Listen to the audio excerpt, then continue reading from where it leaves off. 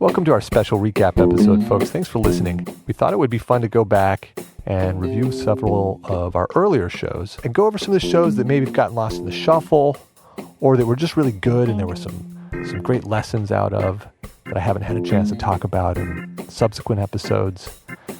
And because we have so many new listeners, what we're finding is that people go back and they try to listen to old shows, but a lot of times they write in and ask, well, what are your best shows? What should we listen to? And that's a really tough question for me, I have to say, because to be perfectly honest, I love every single one of the episodes. I think every couple is the best couple. It's hard for me to be able to, differentiate between them.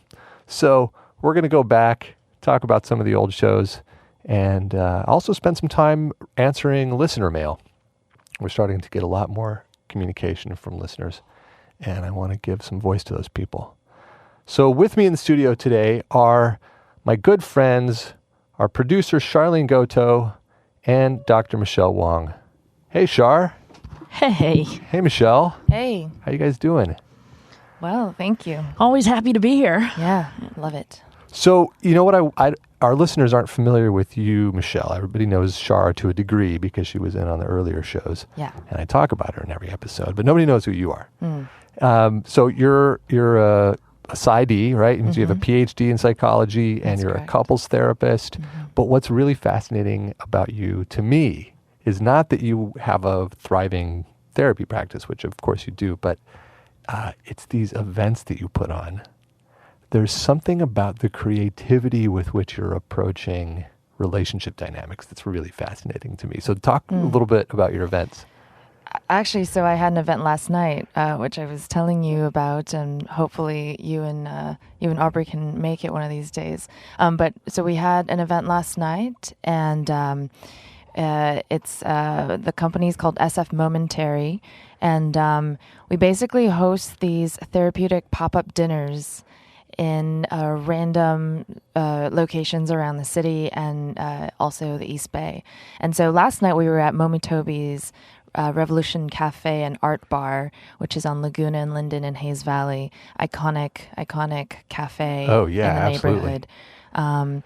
And I've known Anthony, the owner, for a few years now, and we've been talking about how to, he's got a great location, great space, and all the neighborhood kind of locals come, cruising through every day, and just thinking about how to kind of create a space for community to come together in a more meaningful way than just sort of coming in for food and coffee and then leaving. That's your superpower. The first one that you ever told me about was the blind dinner, where you brought couples in and they get to eat food, but they are in a completely dark room. Completely dark. No phones, no vision.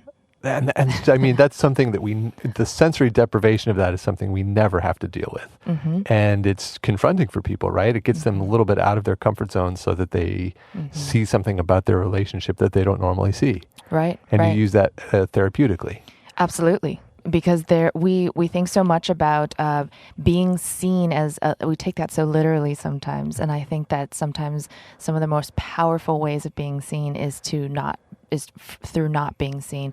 One really good example is Adam Savage has a really good TED talk about cosplay and the magic of cosplay and going to these kind of Which, for people who don't know what that is putting on costumes of superheroes or fantastical characters. Exactly. And then playing out that role. Right. And often attending, cons like Comic-Con and things like that. And he was talking a lot about how when we kind of mask ourselves behind these costumes and not literally be seen, that somehow our true character can often flourish in that.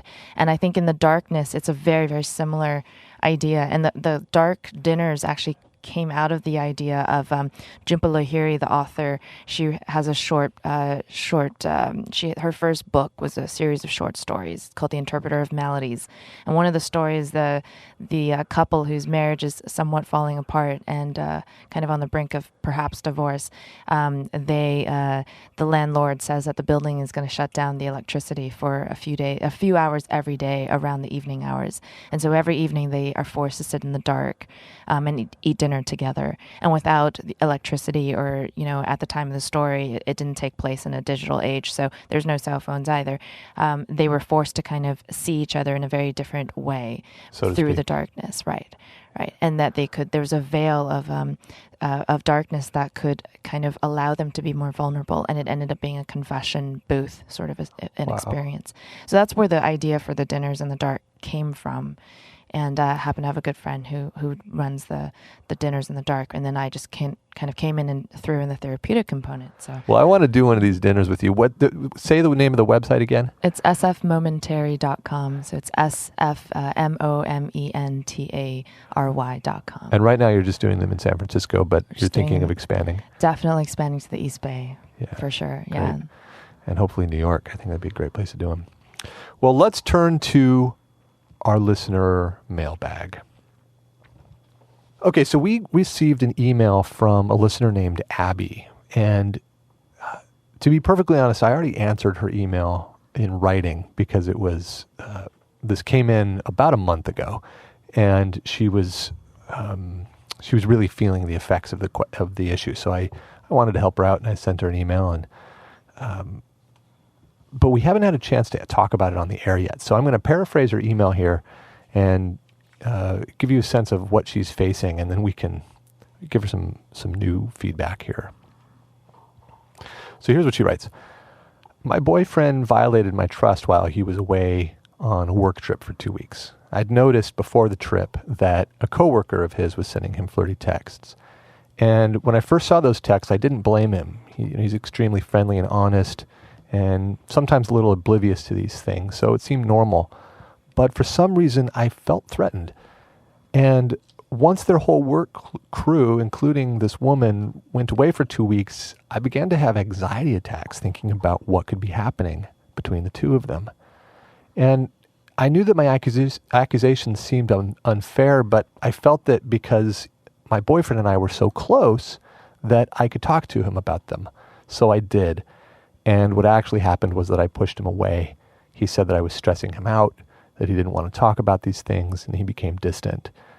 And then I found out that one night on their trip, they cuddled in his hotel room. Now, I don't know if anything else happened. Apparently they didn't have sex, but I felt so betrayed by their interaction. And when he returned, we battled it out for about 2 weeks, and it was probably the most stressful time of our relationship. He blamed me for pushing him towards her, and maybe I did. I feel a little guilty about that. Now we're trying to forgive each other. There are so many good aspects of our relationship, and I don't want to give those up. But I still get triggered, and I become very sad when I think about the emotional closeness that he has with that woman. Sometimes I find myself obsessing over it and reading other flirty texts that she sends him if I can ever get a moment alone with his telephone. So my questions are these. How do I confront these feelings without being accusatory and taking 12 steps backwards? How do I address the uncertainty I feel about what's between the two of them?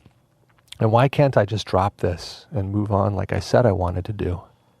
It's a tough situation. I can imagine a listener hearing this and saying, well, he's just a jerk, immediately taking sides with her because she's the one who's writing the email. Or thinking immediately, well, she's just a pushover. And, my first reaction is that it's neither of those two things. My first reaction when reading the email is, we don't actually know what's going on. And I say that because whenever I work with couples, either as a divorce lawyer or as a relationship coach, I always find out that the nuance of the dynamic is balanced, that both people are at play in the dynamic, and that the issues are much deeper than you hear when you first get the surface description. Mm-hmm. So I just want to caution anybody who might be listening that there's probably a lot more going on than your first cut analysis of this email. That said, I've got some thoughts about what's going on here. What do you think's going on, Michelle? And what advice would you give to Abby? Yeah, as you were reading that, as you were summing up that email, I was thinking about the, and I know you and I have talked a little bit about this, the sort of we talk a lot about Esther Perel and her, research on infidelity, and which, I think if we just for a moment very loosely define infidelity as kind of searching outside of the, implied or a very explicit contract between two people in search for something that is ultimately a betrayal to the relationship. Whether it's sexual or emotional or intellectual, it as long as doesn't it's matter. outside the agreed, implied or agreed contract between two people who, and also in tandem with that, a feeling of betrayal. So we're not really terribly interested in the objective definition. It's just subjectively, if you feel betrayed, that's your subjective experience. Sure. So if we just momentarily define infidelity very loosely like that, then it seems, then we can sort of use Esther Perel's stuff about, her thoughts on infidelity and how it almost very frequently, it's not that we're searching for another person, but we're searching for another version of ourselves. And so within that statement, if we open that up even further as it connects with this, with Abby's email, I think that, the first thing that comes to mind is I wonder how satisfied and how at peace her boyfriend is with the version of himself that comes out with Abby, right, in this particular relationship, without any judgment or blame on Abby or him. But as you said, this is a dynamic, which is two people. It's not, So if you were in session with them, that's what you would be exploring is, what does he think of the version of himself that he sees or that comes up when he's in a relationship with Abby? Yeah, absolutely. I think that's definitely one of the things that I would begin to unpack is the what if he's aware of what version of himself comes out in this relationship. Yeah. If it's a repetition of patterns, say, and he's not happy with that, or if it's breaking some pattern and so he's dissatisfied with that because it feels so unfamiliar, or any number of reasons, I would definitely want to explore that. Yeah, and the same applies to her, right? Yeah, absolutely. Because both of them are having patterns projected on the canvas of the relationship, right? That's the nature of a relationship. Sure. Yeah, I that really brings me to a fundamental perspective that I have when challenges come up, that challenges are the opportunity for depth.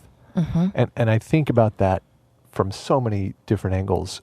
But I think that also within that email, there's a preoccupation, understandably so, because there's a lot of pain and sadness and betrayal and hurt. But there is a preoccupation with the immediate sort of very concrete issue at hand, which is the cuddling and the texts and things like that. Where I think that not only seeing this as an opportunity rather than a challenge, but also seeing this as something that's much bigger picture, right? I mean, how can her or any couple who's kind of struggling through something like this see this as a bigger picture than the actual event itself, which we can easily get tangled up in. Right. So because there are always going to be circumstances.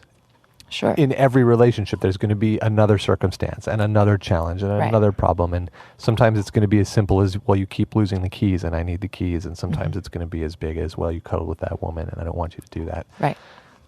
But rather than getting hyper-focused on just one circumstance, step back to the bigger picture of what's the purpose of the relationship. Right. And how can we move with this conflict? And that's not easy work. No. And that's not work that you can often do by yourself, right? Which is why therapy is such an important, or relationship coaching or relationship seminars are such a important component to having a healthy relationship, because you've got to get outside of yourself to be able to see these issues, right? Yeah.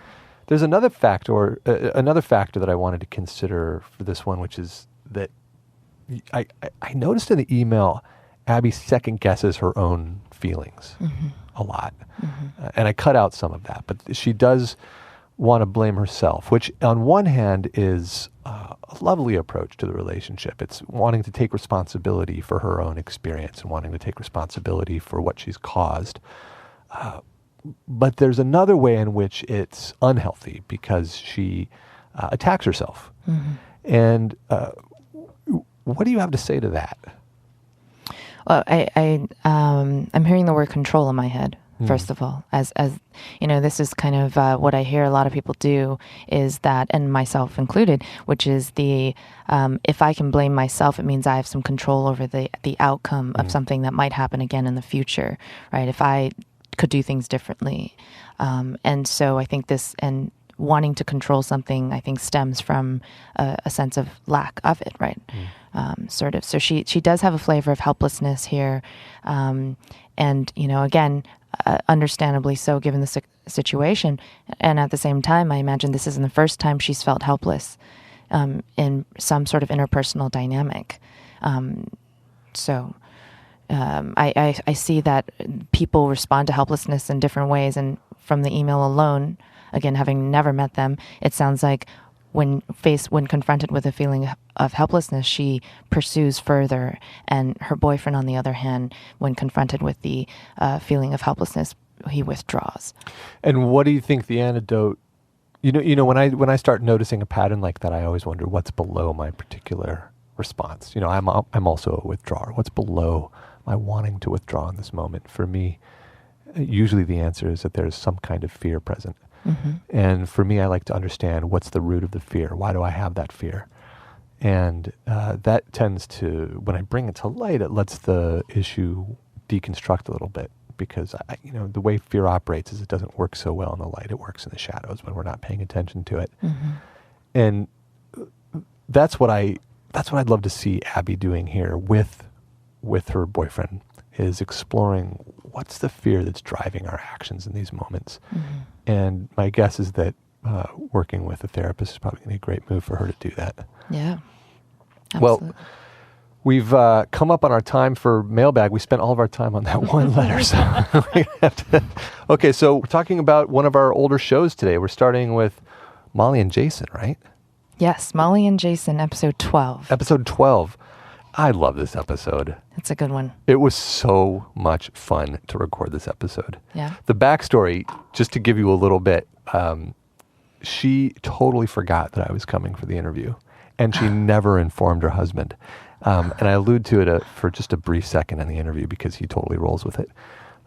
But I hadn't seen her in 15 years, and I was always curious about what happened to Molly, so I looked her up on the internet, found that she had an agent, called the agent, said, I'm an old friend, and the agent put me in touch with her. She totally didn't remember me. And she said, but yeah, come on over anyway, and then totally forgot I was coming. So when I showed up for the interview, they were like, who, what? Oh, yeah. And then then she remembered who I was, and then we had a great warm reunion, and it was a lot of fun. But I just love the way that Jason rolls with that. He loves her so much, and that's the theme throughout the entire episode, right? Yeah. What were some of your takeaways from this show? I mean, that one was a really big one. Really big one. You know, the consistent theme throughout the entire episode is Molly, admitting to being really effectual when it comes to pushing people away. Right. Primarily Jason, and Jason sort of just kind of, ducking and bobbing and weaving and kind of rolling with it and figuring out how to move with that dynamic. And I really didn't hear a lot of, active chronic resistance to it. It was just, and that was so interesting to me. But he felt the pain is the thing. He did. Okay, so for people who haven't heard this episode, let's fill in the story of how they got married. So these two got married on the Today Show with Katie Couric. Is it the Today Show or? Yeah. Right, Today Show. Okay, yeah. And they paid for the wedding, and it was one of these televised affairs, and they had to do a huge cattle call audition and beat out a whole bunch of other couples to even get to do it. And all during the time when they were performing for the cameras and doing all these interviews, they were actually really furious with each other and had a lot of unresolved trauma that they hadn't been dealing with, but were faking it. So they won this competition, got to get married on the Today Show. Then the Today Show paid for the whole wedding and the honeymoon. And then as soon as they got to the honeymoon, they're sitting in a hotel, or in a hotel hot tub. And she tells the story about turning to him and saying, I don't think I love you. And it was just devastating to him. Yeah. And particularly so because his ex-wife had said the same thing, and that was what had led to their divorce. And Molly was the girl he'd always had a crush on. So the girl he'd always had a crush on was saying this to him in the hot tub. And what do you do in that, right? Yeah. What do you do in that moment? How painful. Yeah. How terrifying. But he stuck it out. I mean, he got angry. They had fights. They were upset with each other, but he stuck it out. And what's fascinating to me, I asked Molly a couple times on the show, what do you think the root is of your pushing him away so consistently? And she doesn't really know. She doesn't really know what the root of it is, but she's dealt with it anyway, and now they're happy. What do you make of that? Yeah, I think that she, if I remember correctly, she talks a little bit about, you're right. I mean, beyond sort of having a difficult time getting close to people, we don't really get to hear too much in the episode about kind of past childhood stuff and maybe kind of how that, fear was created initially. I remember her saying that her mom had cancer and passed away, and that was when she was already dating Jason, or maybe had just met him, or it was sometime around that period where basically there was a lot of rawness and vulnerability there. But I think that this, I don't know if I plugged this in with my own imagination or if this actually was something she said, but I thought there was something along the lines of, fearing that people were going to leave or something like that. She did, yeah. She said she's got both at once. She's got a fear of abandonment, and she herself always has one foot out the door. Right. Like she's always looking for the next place to be. Right. Which ironically, those two symptoms often go together, don't they? Absolutely. Yeah. I mean, you definitely want to be the first to leave before someone leaves you. So that makes a lot of sense. Sure. Yeah. It was really, really cool actually when I heard that, because that was actually the opening line of the episode. That was kind of like right before the intro. You played that clip where she says, I turned to him and said, "I don't love you." And towards the middle of the episode, she mentioned something like, "Jason, did you not know that throughout the entire wedding I had doubts, and there was this ulterior motive that I wanted to get on the Today Show to further my career and get all this publicity and exposure? Did you not know that?" And the pivotal moment for her when she began to trust him was when he said, "I did know that, and I still went ahead with it." And that gave me goosebumps because how honest. Yeah. Right. But also how brave. Yeah. He knew the entire time, and didn't say anything because there's something, whether it's love or faith or, conviction. He felt like he said this, I had an idea of how this was going to work, and it was just going to go down that way, and I was going to make it happen. And that is beautiful. There's something so beautiful about that. And he says throughout the episode, this isn't some sort of romantic storybook thing. This is real life, and that's how you do things. You just stick with it.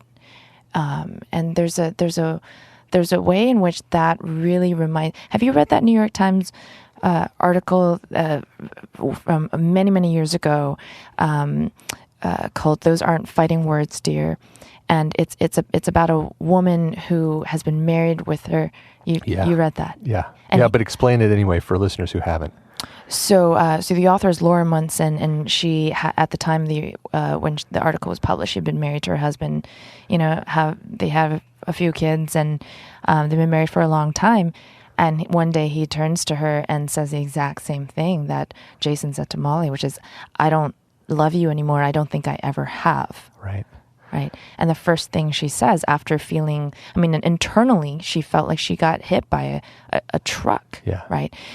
But on the outside, the first thing she said to him was, "I don't buy it." Yeah, I don't buy it. And she kept saying, "I don't buy it." And she said, the best thing that you can do sometimes is to know this is not your problem to solve, that this isn't really about you at all. And she somehow had trust and faith that this wasn't about her.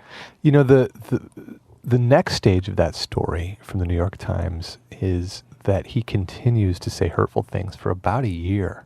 Yeah. And she continues to not buy into what he's saying. Right. And she just lets him have his experience. And I think they go to therapy.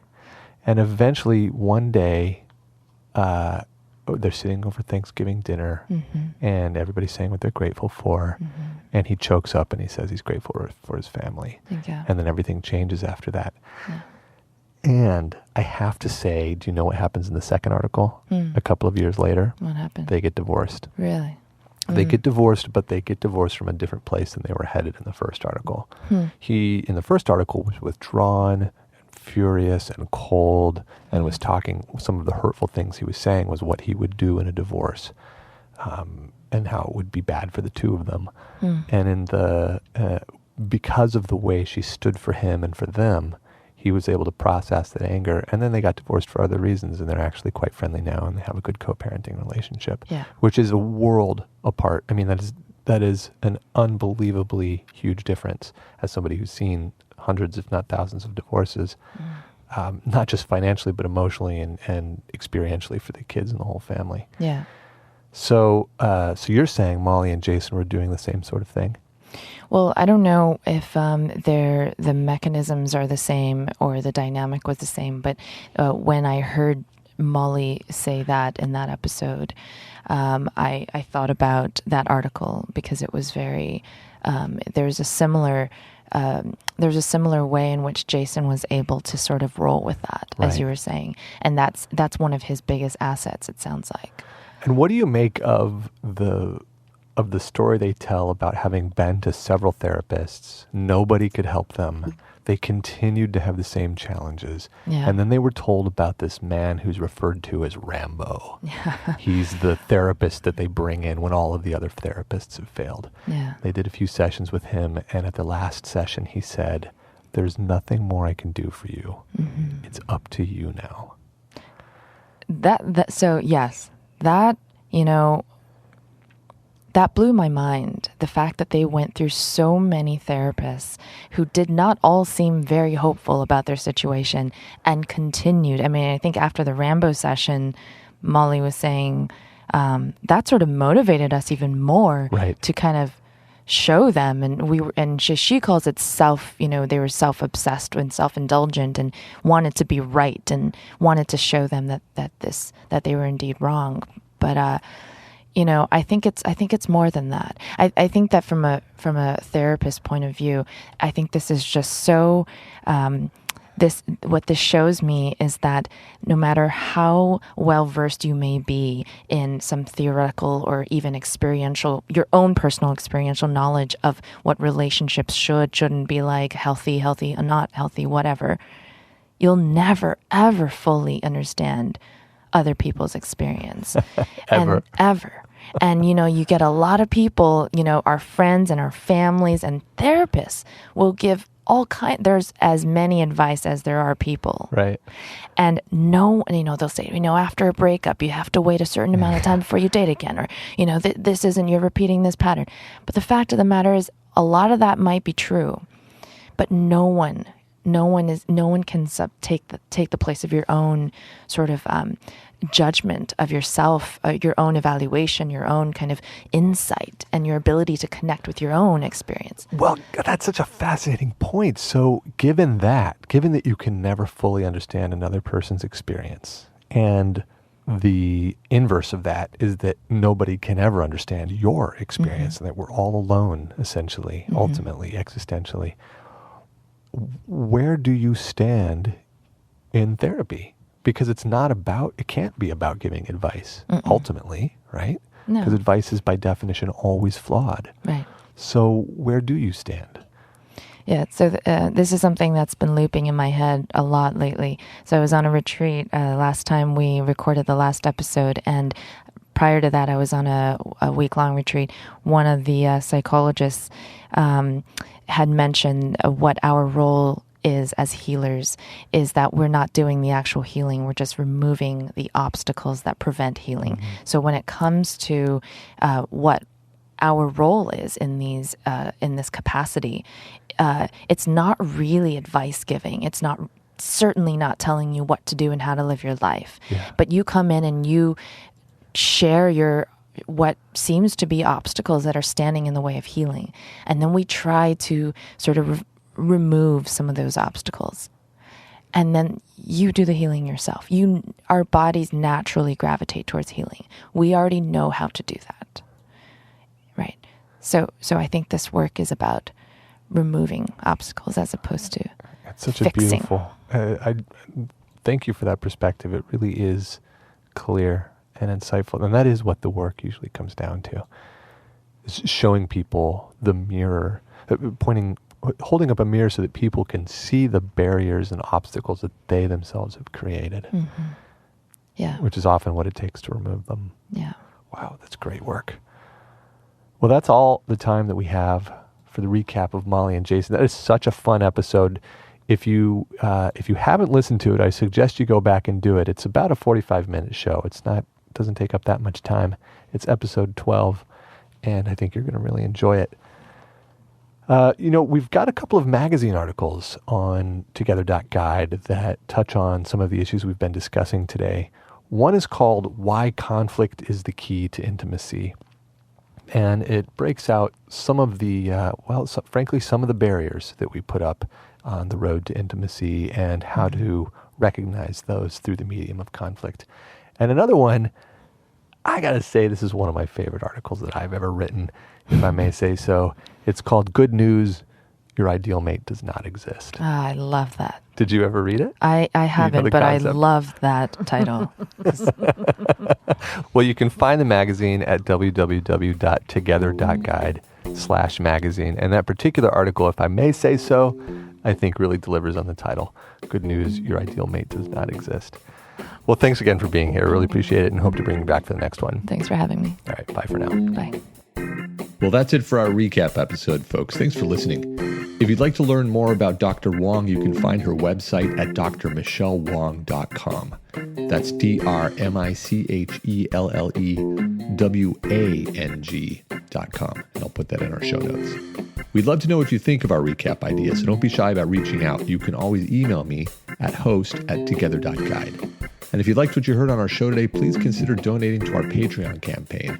We're on a mission to crush shame, as you may know, and every penny really helps. You can find our campaign at patreon.com/together. That's patreon.com/together. That's all for today, folks. Talk to you Monday.